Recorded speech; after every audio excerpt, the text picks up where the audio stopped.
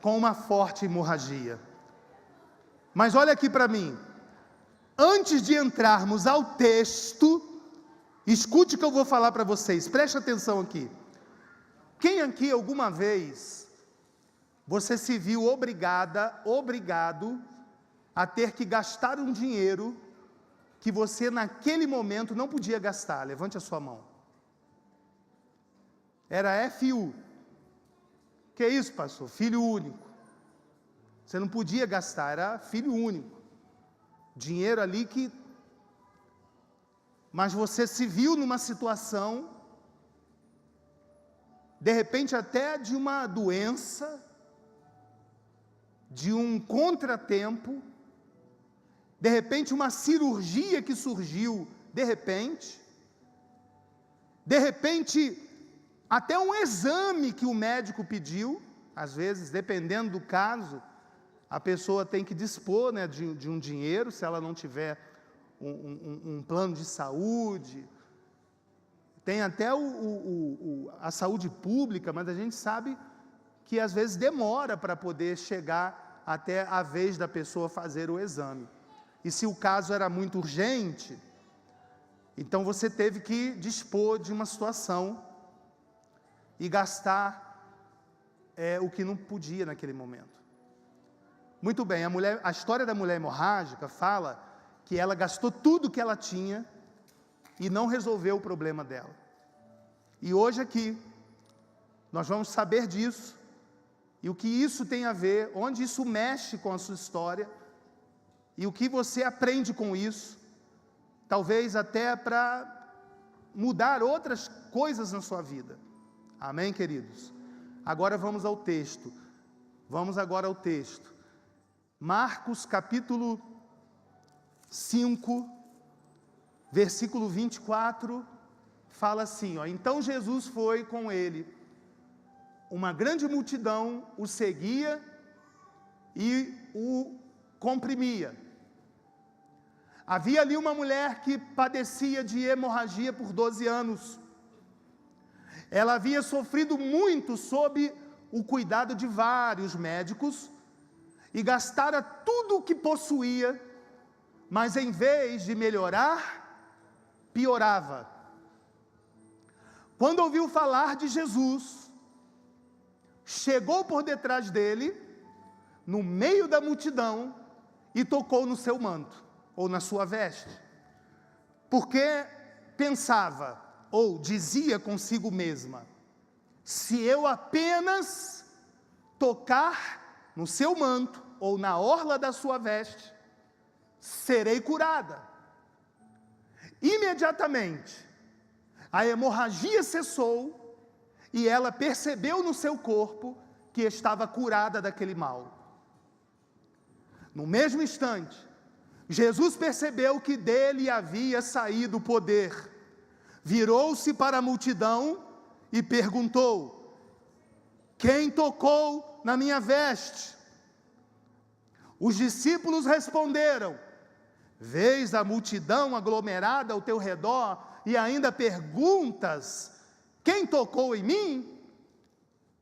Jesus, porém, continuou olhando ao redor para ver quem tinha feito aquilo. A mulher, sabendo o que lhe tinha acontecido, se aproximou, prostrou-se aos seus pés e, tremendo de medo, contou-lhe toda a verdade.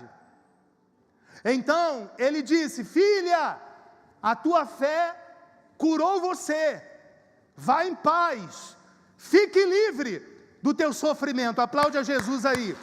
Esse é o nosso Jesus. Esse Jesus que nós cremos, esse Jesus que foi para a cruz por nós, ele não admite saber que alguém está sofrendo, gemendo, urrando de dores, chorando, e despedir essa pessoa para casa do jeito que ela está.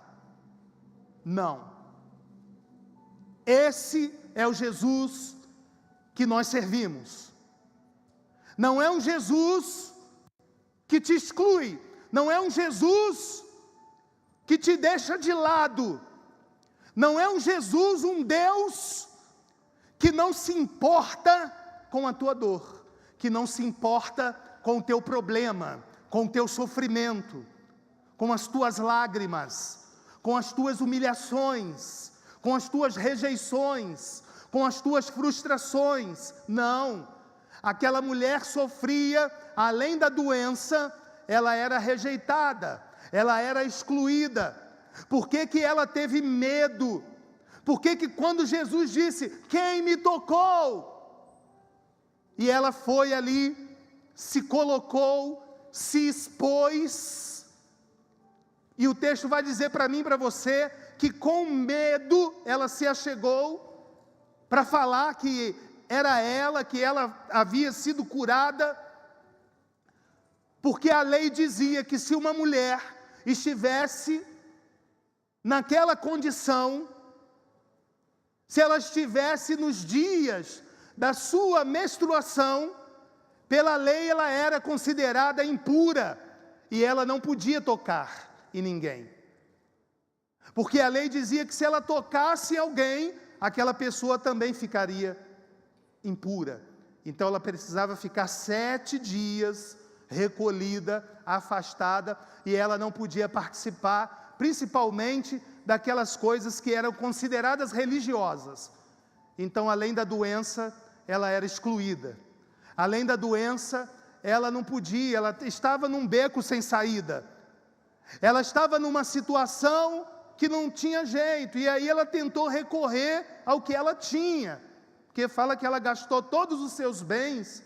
Era uma pessoa que inicialmente ela tinha posses, ela tinha dinheiro, mas até os recursos dela foram se esvairindo, foram consumidos por aquela doença. Quantas pessoas também estão sendo consumidas, ou foram consumidas, se disporam, colocaram para fora bens, se desfizeram de bens. Eu já conheci pessoas que perderam apartamentos por causa de uma doença, casas, dinheiro no banco. A pessoa de uma condição próspera foi para uma condição de miséria mesmo, de às vezes não ter nem mais dinheiro para comer por causa de uma doença, um problema. Então a situação dessa mulher era mais ou menos isso. Só que ela, presta atenção, queridos, presta atenção, essa história ensina para a gente 2 coisas. Primeiro, ela teve fé.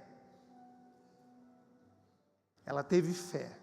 Você pode enfrentar, querido, o problema que for, mas se você tiver fé em quem é Cristo, se você tiver fé no que Ele fez por você naquela cruz, você dá a volta por cima, você supera. Amém?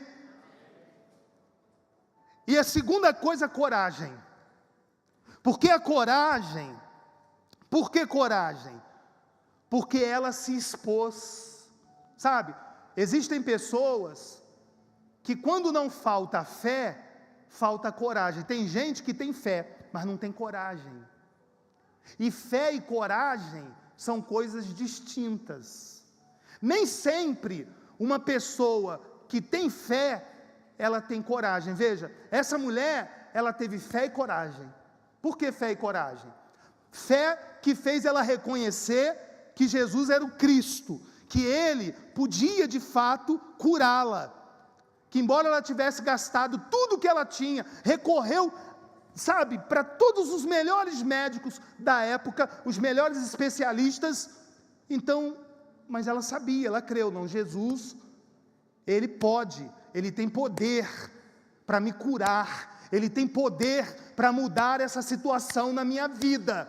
Por pior que ela esteja, por pior que ela pareça, por pior que seja o meu diagnóstico, Ele tem poder. Ela creu, só que não bastou crer, ela teve que ter coragem. Coragem para quê? Para se expor. Porque, entenda uma coisa, quando Jesus falou assim, quem me tocou, quem me tocou? Quem acha que Jesus sabia que ela tinha tocado nele? Levanta a mão. Ele não sabe todas as coisas? Sabe ou não sabe? Ele não sabia a vida da mulher samaritana antes de se encontrar com ela, e ele contou tudo da vida dela? Contou ou não contou? Sim. Ele não falou sobre Natanael debaixo da figueira? Contou ou não contou? Sim. Jesus sabia, mas Jesus estava ali colocando ela à prova. Vamos ver. Ela creu que eu sou o Cristo, mas agora ela tem que assumir. E quando ela foi à frente, para de fato dizer que ela tocou, ela estava fazendo uma coisa que parece até comum, mas não era. Porque ela estava dizendo assim: olha, quer saber? Eu vou correr um risco aqui agora. Eu vou me expor. Porque eu vou dizer que eu toquei nele. Só que a lei religiosa deles, daquele povo, dizia que uma mulher, que ela estivesse naquele estado, ela não podia tocar. Então ela se expôs. Sabe, queridos, sabe qual o problema de muitas pessoas? Elas têm fé, mas elas são tímidas. A timidez impede muitas pessoas de tomarem posse daquilo que Jesus já fez por elas. Então, se você está aqui, pastor Gamonal, qual é a conclusão? Ela teve fé, coragem, creu que Jesus é o Cristo, se expôs diante dos doutores da lei e da própria lei. E onde isso se aplica, talvez, na sua vida aqui hoje. De repente você tem uma situação na sua vida que há muito tempo, você vem lutando contra isso. Eu não sei o que é, mas de repente pode ser uma enfermidade, pode ser que você vem gastando o que você não pode gastar. Pastor Gamonal, eu gasto o que eu não posso. Se eu ficar livre desse problema, vai ser um alívio para a minha vida. A minha vida vai melhorar. Então, nós aprendemos aqui, primeiro, a ter fé. Segundo, a ter coragem. E outra coisa, Ele não te rejeitou. Ele não te rejeitou. Ele sabe do teu problema.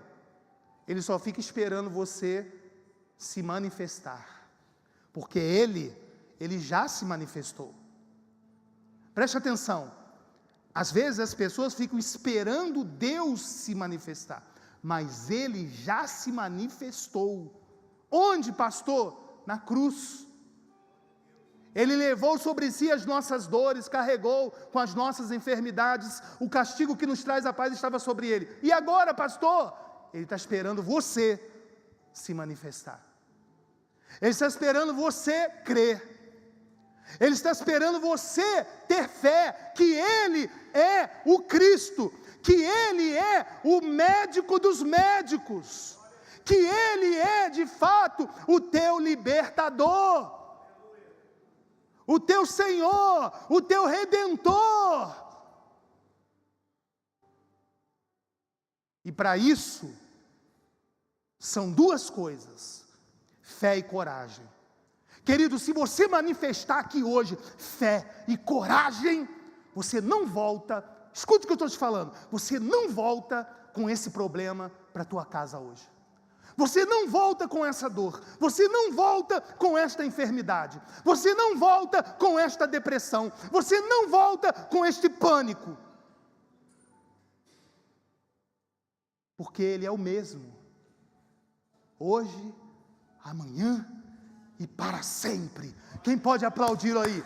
Ele é o mesmo hoje, amanhã e para sempre. Quantos aqui creem nisso? Então fique de pé, fique de pé. Glória a Deus, glória a Deus.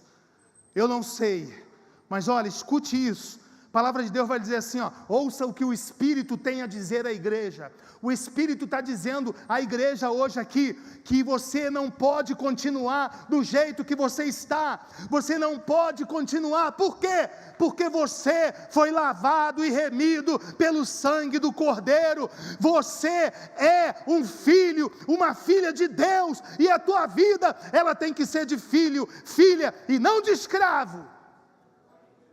Chegou a hora de restituição na sua vida.